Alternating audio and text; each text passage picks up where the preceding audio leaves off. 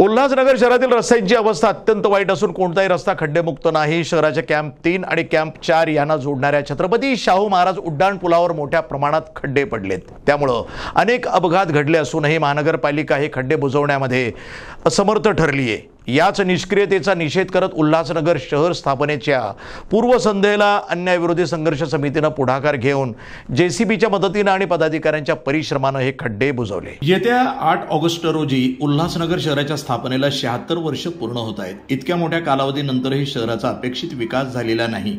शहरामध्ये भ्रष्टाचार मोठ्या प्रमाणात बोकाळला असून महानगरपालिकेतील निष्क्रिय अधिकाऱ्यांमुळे शहराला उतरती कळा लागली आहे। उड्डाण पुलावरील खड्ड्यामुळे वाहन चालकांच्या जीवावर बेतत असतानाही महानगरपालिका कोणतीही ठोस कारवाई करत नव्हती। यामुळे महानगरपालिकेच्या नाकावर टिच्चून अन्यायविरोधी संघर्ष समितीचे अध्यक्ष दिलीप मालवणकर यांच्या नेतृत्वाखाली पदाधिकारी रामेश्वर गवई, कैलास साबळे, सुरेश जगताप, जॉनी डेव्हिड, प्रफुल्ल भोसले, सलीम मंसूरी, किरण तेलगोटे आणि प्रीती भोसले यांनी एकत्र येत खड्डे बुजवण्याचं काम हाती घेतलंय।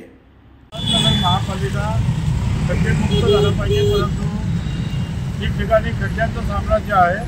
रस्ता शोधावा लागतो, रस्त्यात खड्डा आहे का खड्ड्यात रस्ते हेच करत नाही।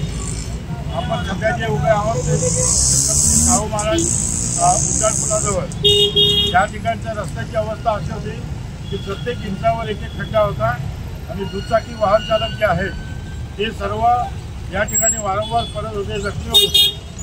महापालिकेचे आयुक्त आणि अधिकारी या रोडने वारंवार जात असतात, परंतु त्यांनी याकडे दुर्लक्ष केलं आहे। म्हणून आज आम्ही अन्यायविरोधी संघर्ष समितीच्या वतीने श्रमदान करून या ठिकाणी रस्त्याचे खड्डे बुजवण्याचं काम केलेलं आहे आणि उद्या उल्हासनगर महानगरपालिकेचा म्हणजे शहराचा 76वा वर्धापन दिन आहे।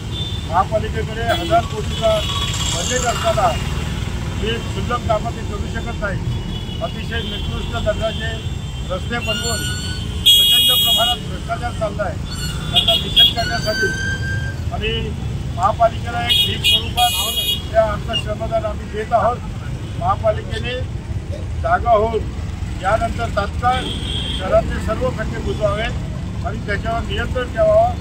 ते दर्जेदार झाले पाहिजेत, कारण दर 6 महिन्यांनी किंवा दर आठवड्यानी जर खड्डे होऊन पडत असतील तर त्याच्या दर्जाबद्दल शंका येते। आज आपल्या अन्यायविरोधी संघर्ष समितीचे सर्व सदस्य या ठिकाणी उपस्थित आहेत। जेसीबी आणि श्रमदानाच्या माध्यमातून आम्ही हा खड्डा बुजवण्याचा प्रयत्न केलेला आहे। NTV news Marathi, Thane, Ulhasnagar.